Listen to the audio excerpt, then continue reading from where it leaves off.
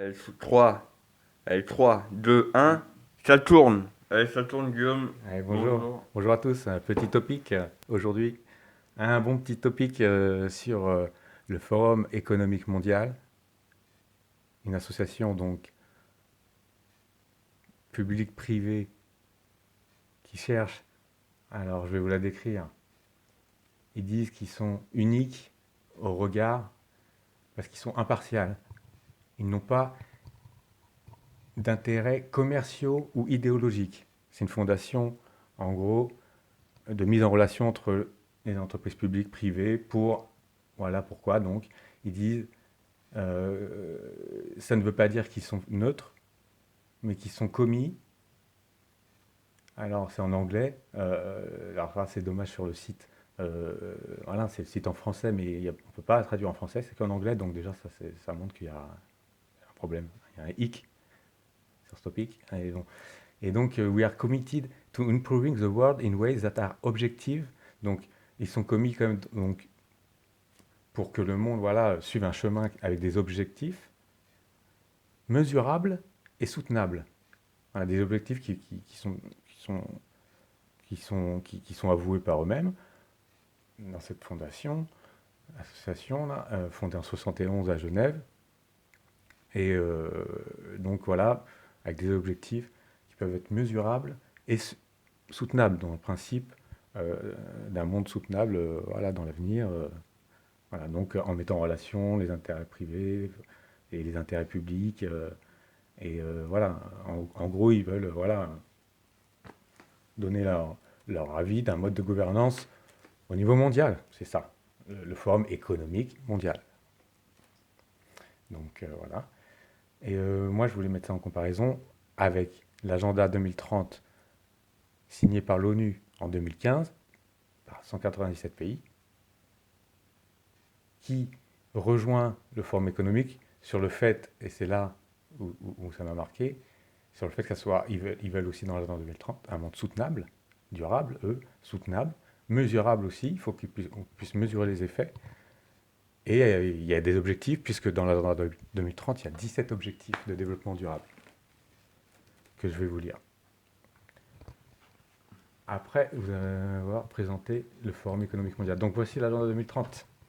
En septembre 2015, les 193 États membres de l'ONU ont adopté le programme de développement durable à l'horizon 2030, intitulé Agenda 2030. C'est un agenda pour les populations, pour la planète, pour la prospérité, pour la paix et par les partenariats.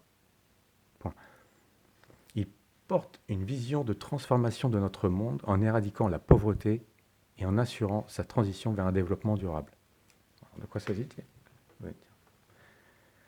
L'agenda 2030 a fusionné l'agenda du développement et celui des sommets de la Terre. Il est universel, c'est-à-dire qu'il s'applique à tous les pays, du nord comme du sud. À cet égard, tous les pays sont en voie de développement durable, avec ses 17 objectifs de développement durable et 169 cibles ou sous-objectifs.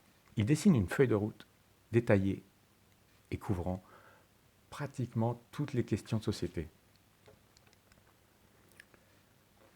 Alors, les 17 objectifs de développement durable doivent être atteints collectivement et mis en œuvre aussi bien par les pays industrialisés et pays en développement. Les Nations Unies ont mis en place un dispositif de suivi et de bilan à la hauteur de cette ambition, à la fois. Donc, dispositif de suivi et de bilan.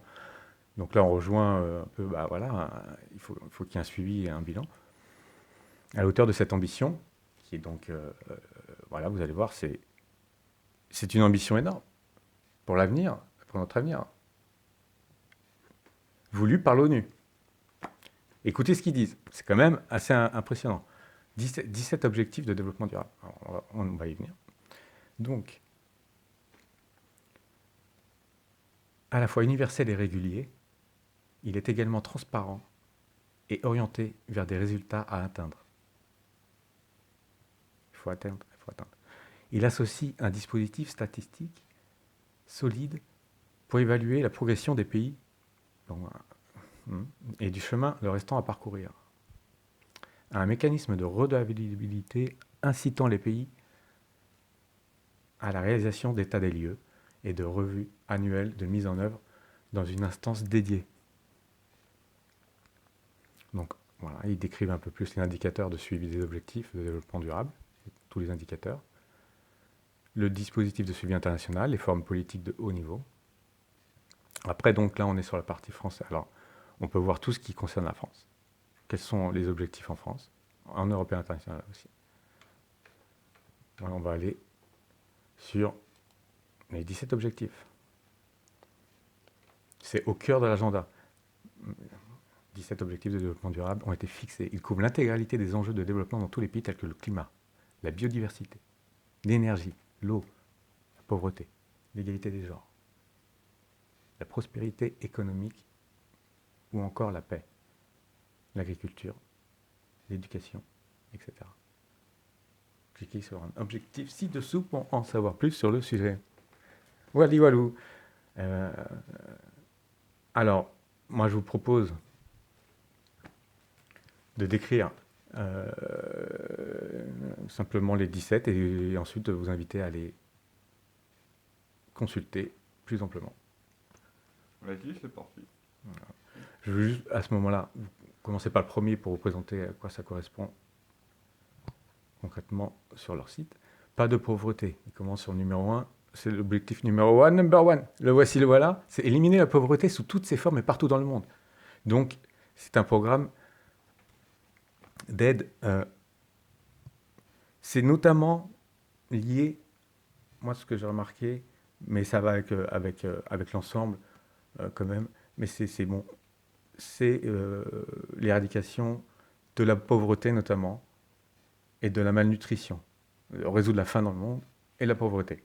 Tout le monde, voilà, essayer que tout le monde ait un accès à une eau potable, à une eau de qualité et pouvoir manger et ne pas être pauvre. C'est éliminer la pauvreté. Mais alors, excuse-moi, mais je vais quand même en placer une. Pardon, j'en place une, hein, désolé les amis. Est-ce que ça, ce serait pas juste de belles intentions? Qu'est-ce qui se passe dans la réalité en fait? Excuse-moi, c'est juste une petite réflexion que je me fais. Sinon, tu peux continuer, ta carte blanche. Alors, effectivement, c'est une question qui vient à l'esprit. Moi, du coup, j'ai eu un petit retour parce que j'ai lu un petit peu des objectifs, là, j'en ai lu 6-7. Donc, je vois les objectifs, c'est quand même des objectifs, il parle de 2030, donc c'est quand même assez rapide. Et il y a beaucoup d'objectifs aussi qui sont, dont il parle, qui sont de 2020. Donc là, on peut effectivement voir ce qu'il en est concrètement et actuellement. Voilà. Et il a été fait quand il a été prévu quand cet agenda? En 1995, D'accord. le 17 septembre 1995. Ok. Donc c'est pour ça ça fait 25, ils se sont dit 25 ans, quoi, 95, 2020, 2030, voilà, au plus tard. En gros. Mais ils ont les objectifs qu'il y a dedans, c'est 2030 et 2020. Parce qu'il n'y en avait pas pour l'horizon 2010 ou 2025. Voilà. Et pour l'instant, ça se passe bien dans leur plan? J'ai pas l'impression, de ce que j'ai pu analyser. Est-ce que tu es convaincu que c'est vraiment leurs intentions de suivre l'agenda tel que tu l'as dit? Alors je pense que c'est l'intention de certaines personnes bien intentionnées, effectivement. C'est pour ça qu'ils mettent en place de tels programmes, en tout cas au niveau théorique, parce que ça suit des principes logiques, hein, évidents pour tout le monde. Hein. Essayer de réduire la pauvreté, de l'éliminer. Excuse-moi, mais par exemple, dans le monde. la pauvreté, moi je vais juste parler en France. Moi j'ai l'impression qu'on essaye de faire une énorme classe moyenne pauvre. Mais excuse-moi, je m'égare. Non.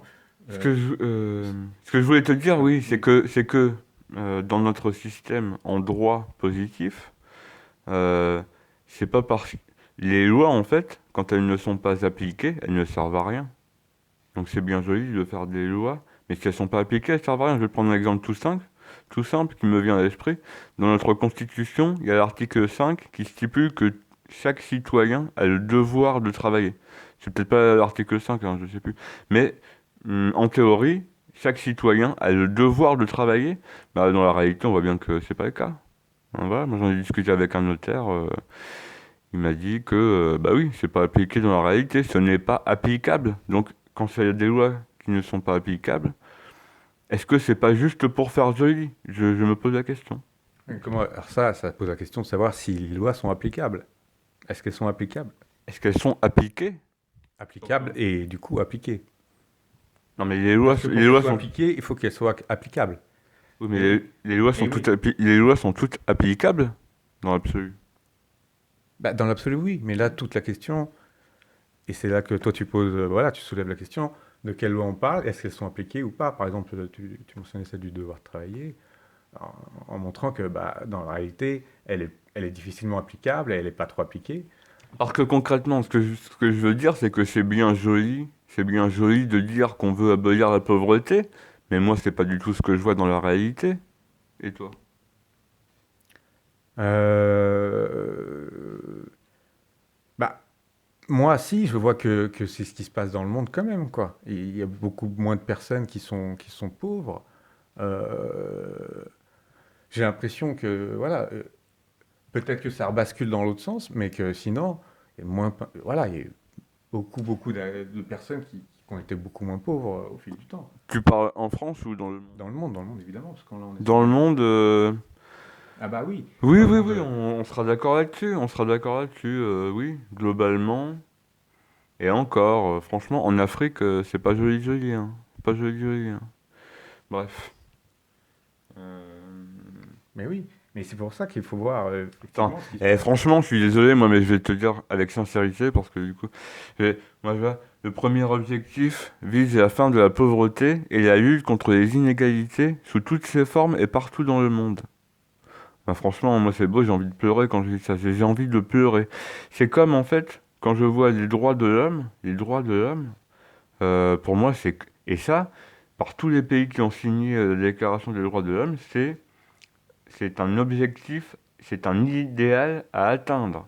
Sauf que par le simple fait de se soumettre à la Constitution, voilà, au droit positif, ce qui se défend, hein, voilà, l'ordre, c'est quand même important, on pourrait en discuter, mais c'est pour dire que entre les belles intentions, les beaux idéaux et ce qui est fait dans la réalité, il y a parfois un gouffre.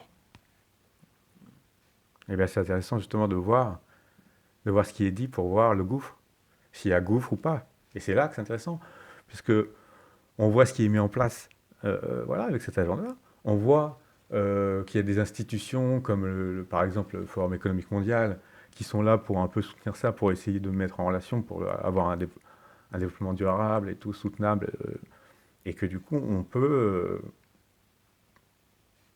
se faire notre idée euh, actuellement, en voyant ce qui se passe effectivement Attends. aujourd'hui. Et quand on voit effectivement le premier objectif qui dit, voilà, qui vise la fin de la pauvreté, la lutte contre les inégalités sous toutes ses formes, et partout dans le monde, Parce que franchement, je te ouais. dis qu'ils sont pas. Voilà, c'est des belles paroles, Ouais, c'est des effectivement. belles paroles. C'est des belles C'est des paroles belles paroles. qui font que on dit d'accord, on est tous d'accord sur les belles paroles. Voilà, excuse-moi. On est tous d'accord sur les belles paroles, par contre, moi je vois, voilà, lutte contre la lutte contre les inégalités, ça me fait tiquer, Guillaume, je suis désolé, ça me fait tiquer. Parce que moi je suis de l'avis de Franck Lepage, où je me dis qu'en fait, voilà, tous les hommes naissent libres et égaux, ça veut juste dire, pour le lièvre, comme, je cite Franck Lepage, hein, le lièvre, pour le lièvre, comme pour la tortue, la ligne de départ est la même. Donc, elle est où la réduction des inégalités là-dedans, franchement? Entre un gars qui est fils de millionnaire et un gars qui est fils d'ouvrier agricole. Elle est où l'égalité? Où est-ce que... Moi, je vois pas de réduction des inégalités. Mais je suis peut-être un peu fataliste et il faut un peu d'optimisme, des fois. C'est pas forcément moi qui est dans le bon...